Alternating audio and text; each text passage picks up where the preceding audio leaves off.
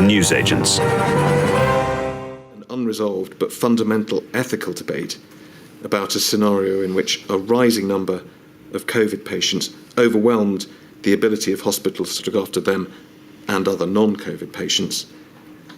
The Secretary of State, that's Mr. Hancock, took the position that in this situation, he, rather than, say, the medical profession or the public, should ultimately decide who should live and who should die.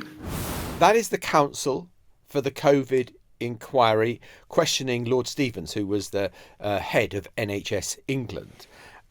We've got used to Matt Hancock playing the role of jungle survivor, of being the person who survives the SAS. Now we've got to get used to the idea of Matt Hancock playing God. It's quite a leap, that one, isn't it? And Simon Stevens said that he tried to discourage individual members of state from adopting that role, except in the most extreme circumstances. It's the diplomat's response, quietly worded, which tells you quite a lot. And he goes on to say, fortunately, this horrible dilemma never crystallised. But imagine that for one moment, that your life or the life of your loved one might be in the hands of Matt Hancock and his decision-making process. Welcome to the Newsagents. It's John. It's Emily. And it really has been fascinating listening to chunks of the COVID inquiry and the decision-making processes that were in place or not in place, and the responsibilities that some people wanted to take for themselves in the course of this investigation. We've talked about some of the mudslinging that has been going on and some of the foul language that has been used over the past couple of episodes. And I don't think we need to detain ourselves with much of that today, but I thought it was really interesting. So much focus on Matt Hancock, and we played that clip at the start where the counsel for the inquiry is saying essentially Matt Hancock wanted to take responsibility for who should live or die away from the doctors and the surgical heads. And you think that is an extraordinary position. Just to think that you are the most qualified person to be making those decisions as a politician. And just to give you some context, this position materialised during, I think it was a planning exercise at the Cabinet Office in February 2020. But it was a markedly different one to the one that Jeremy Hunt, who used to be the Health Secretary, had adopted. Hunt had gone out of his way to say that those decisions would be reserved for clinical staff. And honestly, it doesn't take a leap of that much imagination to say, who would you prefer to be making the decisions surrounding whether your loved one was going to get treatment? Would you prefer it to be a doctor? Would you prefer it to be an expert in virology?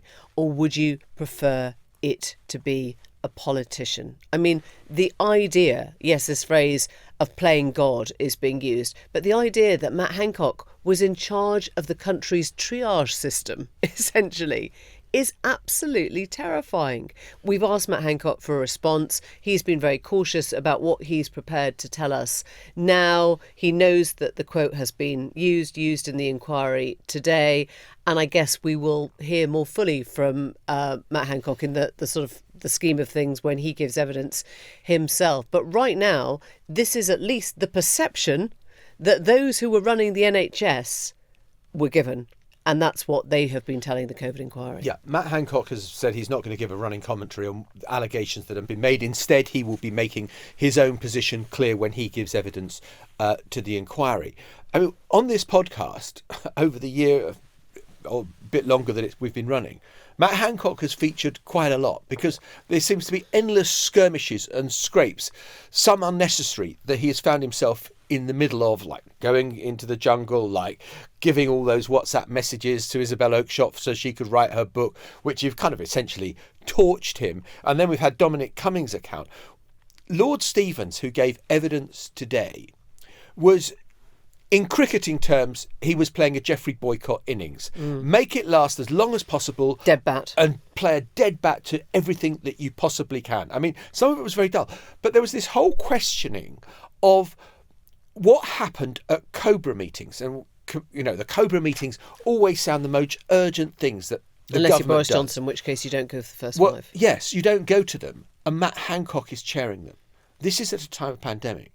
And you realise just how little authority or respect that Matt Hancock had, because other government departments would send the lowliest minister possible if it was Matt Hancock chairing COBRA. How damning is that?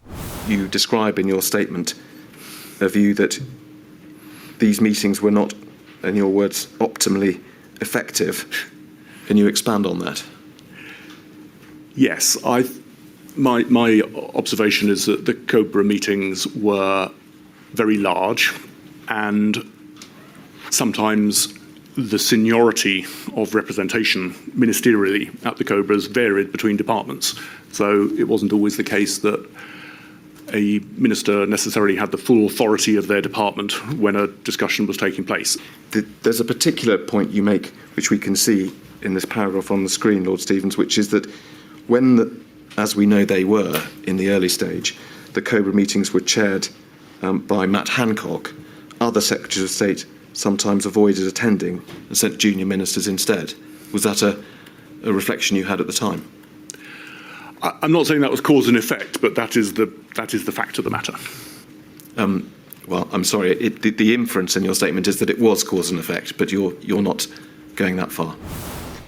And there is also, going back to the dead bat, Simon Stevens, Lord Stevens, is trying very hard not to say whether he thinks Matt Hancock is a liar.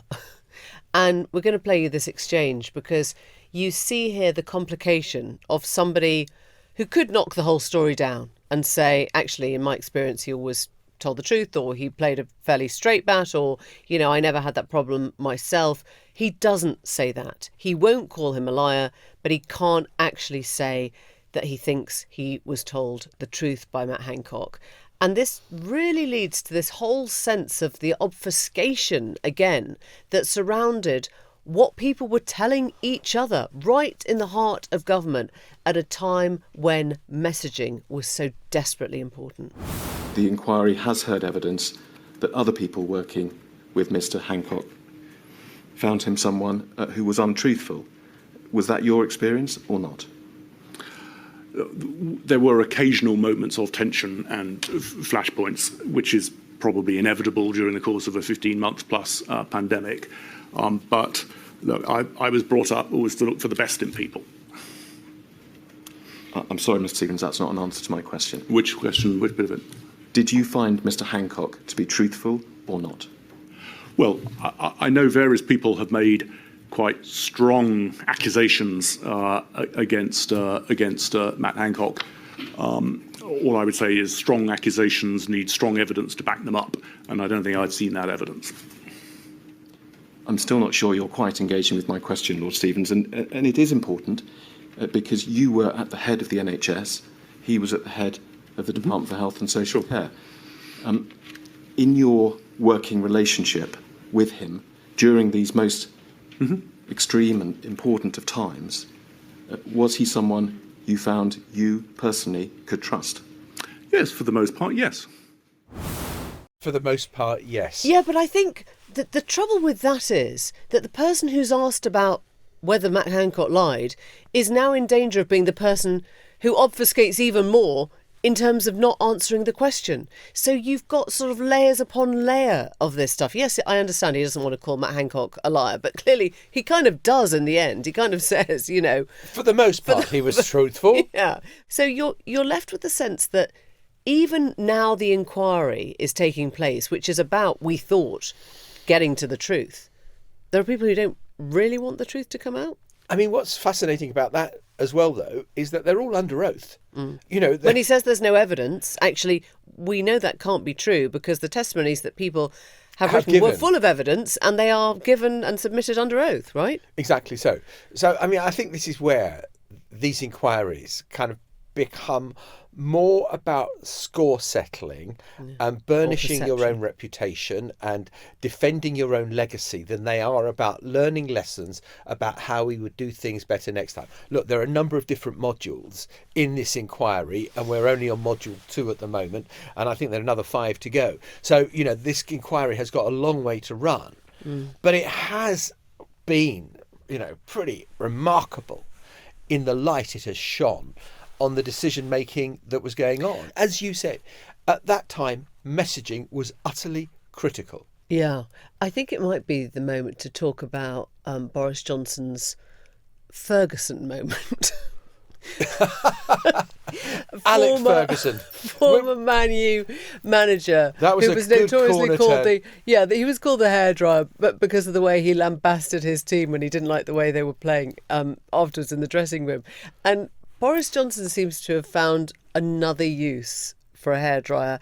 At least he had the good grace to check it out with a scientist first. Yeah, so this is evidence that was in Dominic Cummings' 106-page submission to the inquiry, that at one stage Boris had been sent or found a video on YouTube of, if you stuck a hairdryer up your nose, essentially, that was a way of killing COVID.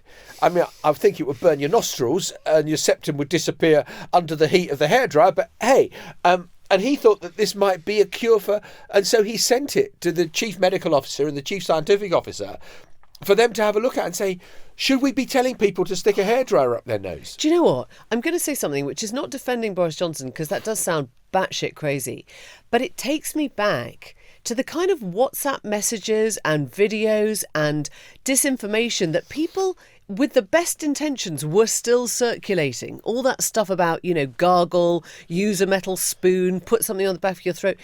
There was a kind of medieval sort of element to the whole of the beginning of the COVID patch, because we were reduced to people who were kind of talking about leeches and cups and stones and, hot bricks, weren't we? We didn't really have any answers. And it just shows the sort of the human need to kind of invent things or circulate things that you think might work. Whether as a Prime Minister, you should be telling the Chief Medical Officer what you've seen on YouTube. Maybe another question. Look, better than someone else did. When I was in the room at the briefing room in the White House, when someone else had come up with what he thought might be a brilliant cure. Cue Mr. Donald J. Trump, 45th President of the United States of America. And then I see the disinfectant, where it knocks it out in a minute, 1 minute. And is there a way we can do something like that by injection inside or almost a cleaning? Because you see it gets on the lungs and it does a tremendous number of the lungs. So it'd be interesting to check that. So that you're going to have to use medical doctors with. But it sounds interesting to me. So Donald Trump literally said that to a whole room full of scientists, chief scientists, journalists, televised. It went out around the world. Boris Johnson had the good grace to only send that to his medical officer, an actual scientist, in a private communication, according this is to Dominic Cummings. But I guess it still comes to something when you're saying, oh, well done, Boris Johnson, that you didn't actually put that in the Downing Street briefing at the podium, right? Again, it goes back to something you were just saying. The sense that we were flying blind, that nobody knew what to do. And I have a certain sympathy in the midst of all this inquiry of what a it was. But it was like suddenly all these kind of very experienced civil service, these medical professionals at the height of their powers, politicians, people who faced the electorate and won, not having the faintest clue what to do. And no one having a guidebook or no one having a reference to which, there was the Spanish flu 100 years ago and no one knew I mean, do you remember, okay, this is a real leap, but do you remember after 9/11, the advice that had come out on the tannoys was stay at your desks. Yeah. And a few brave souls had kind of gone, sod it, I'm out of here. It doesn't make any sense to me. But I think, the psychology of the human spirit is you want to believe that there are people who know more than you, right? You actually want to think, going back to John le Carré, that somebody is in charge, that there is a plan, that, we've been here before, don't worry about this, like when your train breaks down, don't worry, love, we'll be along in 5 minutes. So you sort of want to listen to the people in charge, and the people in charge are suddenly kind of going, oh my God, I don't know what to don't do. Listen, except maybe if you're Matt Hancock, in which case you're going, I'll sort out the decision-making process of whether you get the rationed medicine or you don't. When Matt Hancock does appear at the COVID inquiry, it really is going to be spellbinding and kind of edge of the seat stuff. Yeah, I because mean, he's got so many questions to answer. And I guess this is how the COVID inquiry works on two levels, really, because for sort of, political junkies, this stuff is just gives and gives. You cannot get enough of seeing those people in huge positions of power suddenly trying to answer the questions. But I just wonder, when you step back and you think the people at the heart of this should really be the ones that have lost relatives, the ones that have suffered themselves. I mean, what are they making of this? Because what we've displayed, and we're doing it wonderfully and transparently, is what a we had going on, right? I mean, that is the message that you take away. There's nothing remotely reassuring about this at all. We'll be back in a moment. And we are back in a moment. And that was us back in just a moment. How long is a moment? Yeah, it's... Wait. Yeah. That's a moment. Yeah. Okay, we're now back. Another aspect of the COVID inquiry, which I think we all found slightly jaw-dropping and fascinating, was when the Deputy Cabinet Secretary gave evidence yesterday and made this really quite remarkable statement when she said not a single day passed when number 10 Downing Street was in compliance with the COVID rules that they had set the rest of the country. Definitely wasn't partying in number 10. I was either at work or at home. And I think that acknowledging what had happened, acknowledging that some of it was a symptom of the situation, being honest about the fact that actually I would find it hard to pick a one day when the regulations were followed properly inside that building. And I know that because, as I've said in my statement, there was one meeting where we absolutely adhered to the guidance to the letter, and that was the cabinet meeting, and everybody moaned about it, moaned and tried to change it repeatedly. So I know how exceptional it was to really, really, really properly follow the guidance. Amazing to hear that the thing that people were really unhappy about was the day that the rules were followed rather than all the other days when they weren't. Helen McNamara was the voice you heard then, and she was, in brackets, the karaoke machine woman. She procured a karaoke machine and she brought along, and yesterday she expressed profound regret for her part in that and said she was mortified for the hurt it has caused. And I think what we were very conscious of during the whole Partygate sort of inquiry and scandal was the fixed penalty fines that came out, and there was a big deal made of them. The first time a sitting Prime Minister's been given a fixed penalty notice, first time the Chancellor. But actually they amounted to kind of 50 quid, maybe 100 quid, And meanwhile, there were people who were going through the courts or had breached COVID in ways that were landing them tens of thousands of pounds worth of fines.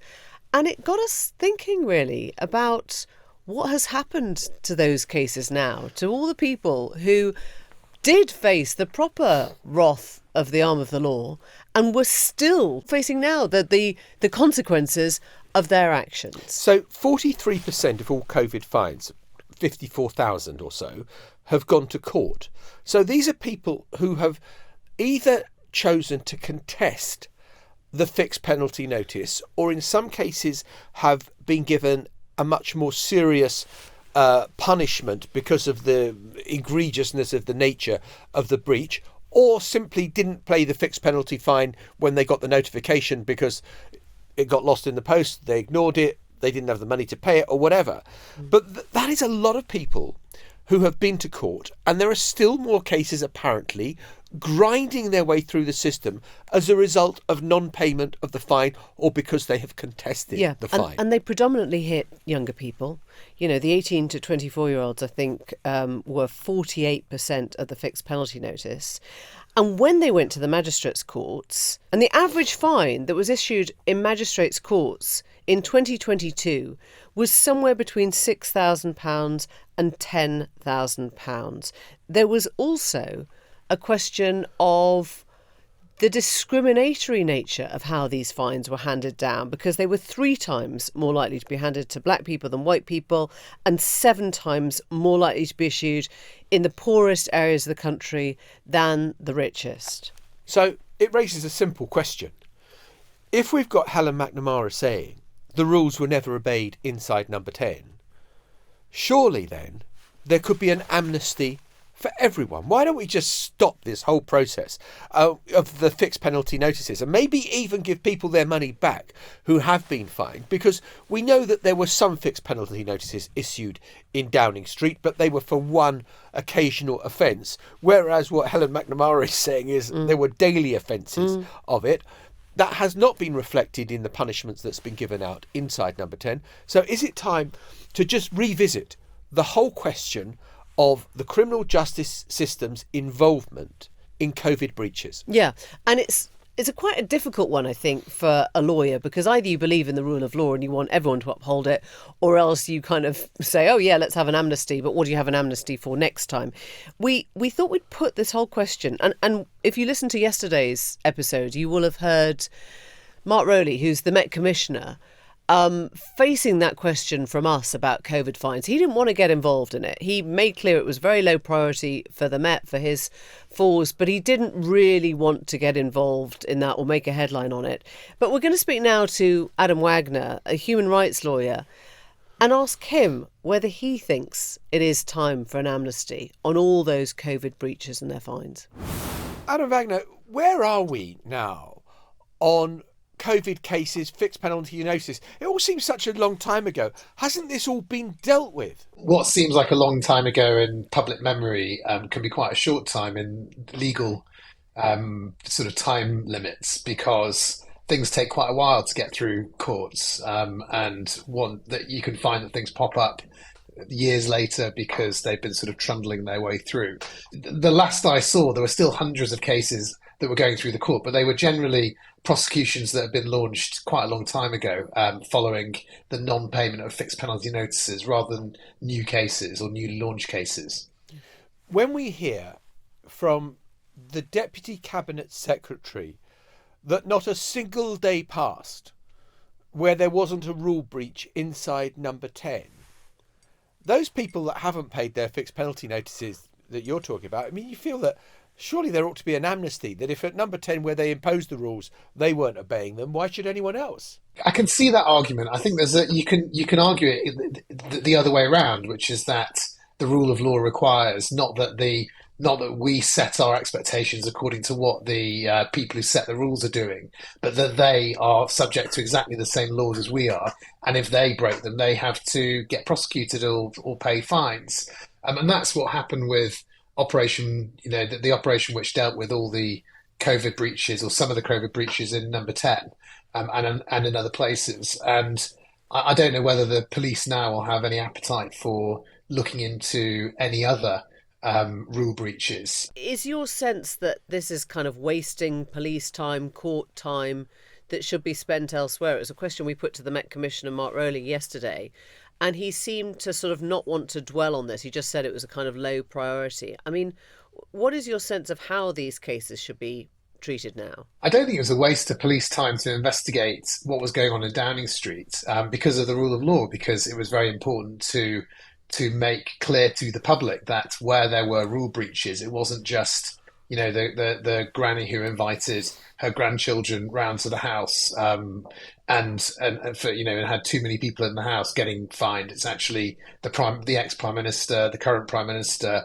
lots of other very senior people. I think that was actually a really important use of police resources. Whether it's an important use of police resources to go after, say, students who were fined £10,000 for having a house party where they didn't know what the rules were, or something like that. It does seem, I always thought that the bigger fines, so the sort of thousands of pound fines, were bordering on oppressive in relation to quite a lot of the situations they were given in, because and I don't think people ever understood why it was those people who were getting fined 10,000, whereas the Prime Minister got a £50 fine. It didn't make any sense to people. And when the law doesn't make sense, when it seems disproportionate, that is itself a problem for the rule of law because it can undermine trust in the rules, the fairness of the rules. Adam, you talk about the disproportionate nature of some of these fines. I mean, isn't it also true that there were certain groups that were much more likely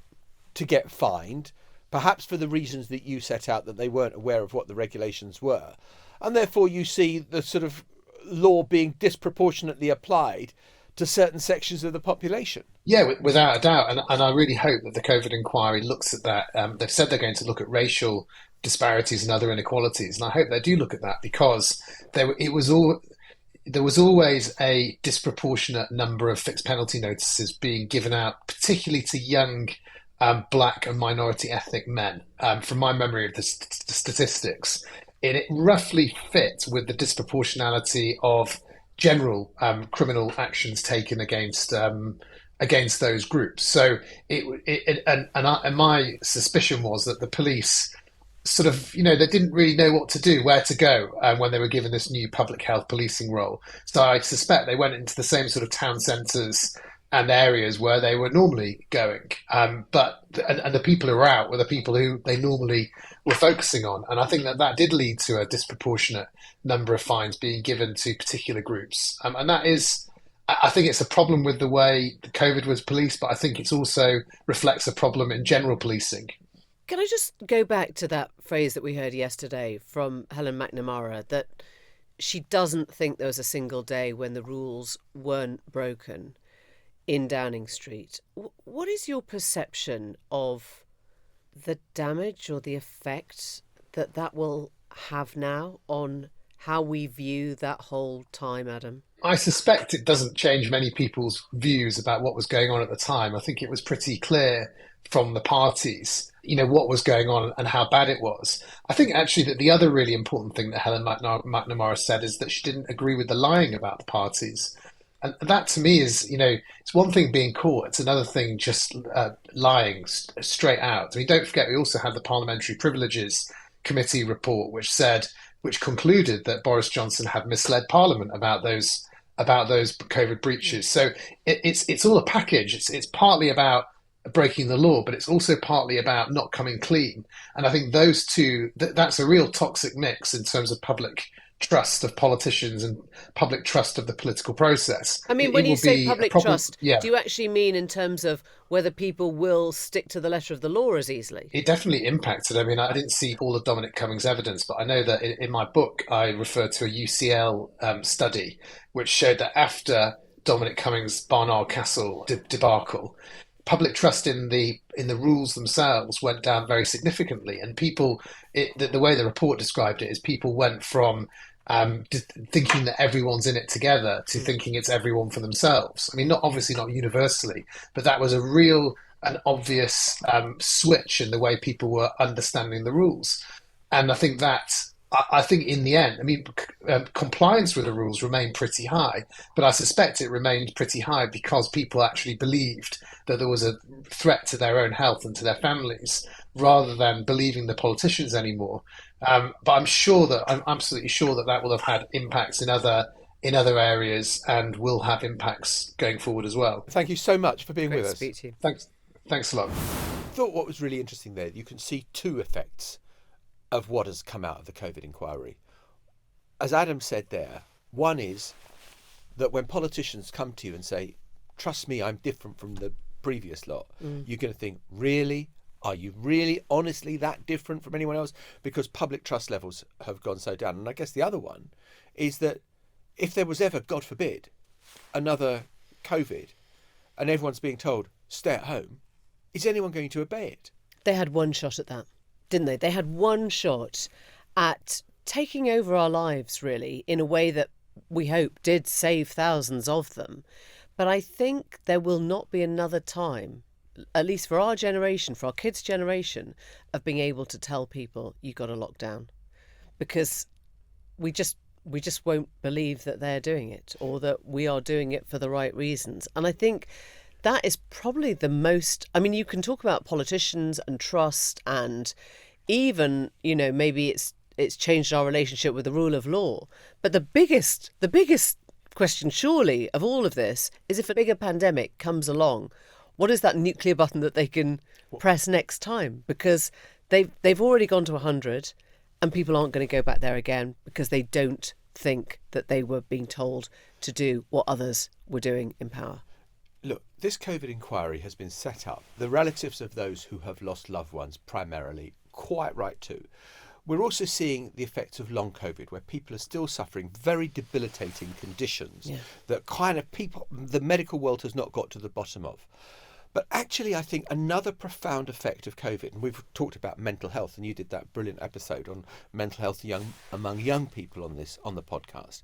But the other effect is that I think that we have seen the most profound shift in trust in government of people able to tell us what to do. And whilst 3.5 years ago, we were almost willing the government to tell us, please, what should we do? We don't know what to do. We've got this pandemic that's coming and we're scared.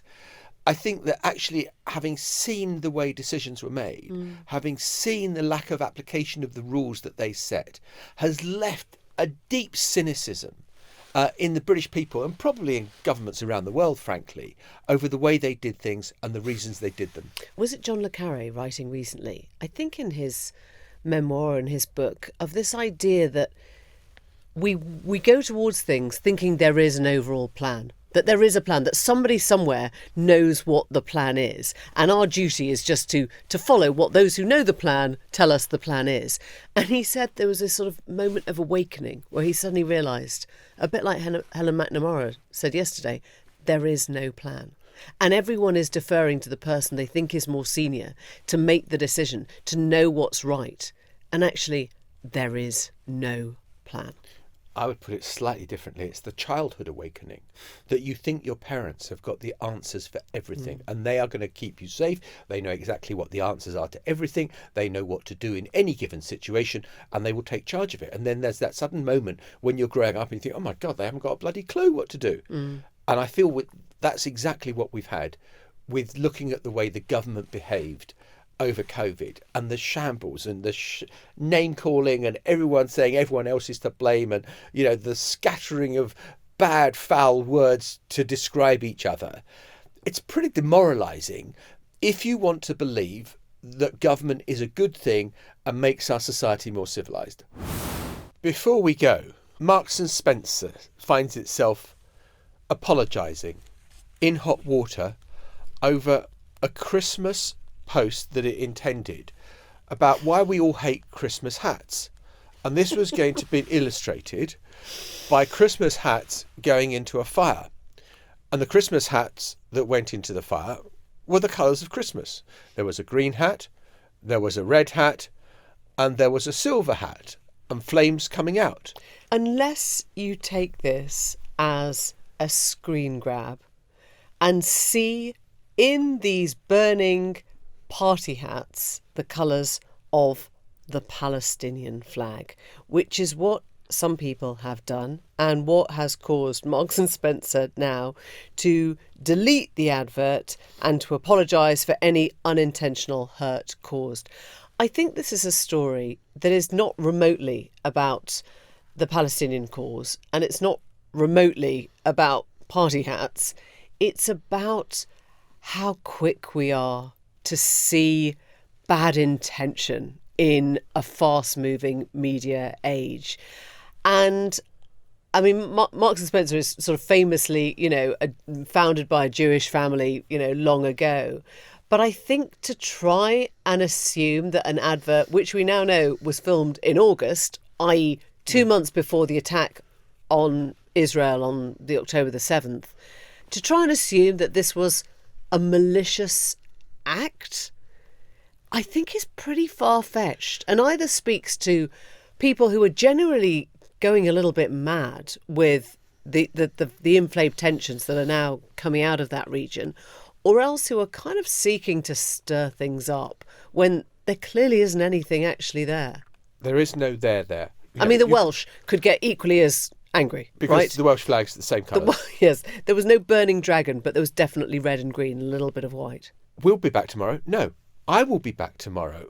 But where will you be, Emily Maitlis? I'm going to hotfoot it to the southern states of the US. Poor you. Yes, it's going to be awful, actually. Poor you. Georgia, Oh, Alabama, terrible. South Love it. Carolina. We're trying to get some of the voices in our heads of Americans and American views 1 year out from a presidential election, which, am I going to say this? Yeah, might once again change the world. Have a fantastic time. It'll be a fascinating trip. We'll hear about it next week on The Newsagents. In the meantime, bye. Bye for now. The Newsagents. This is a Global Player original podcast.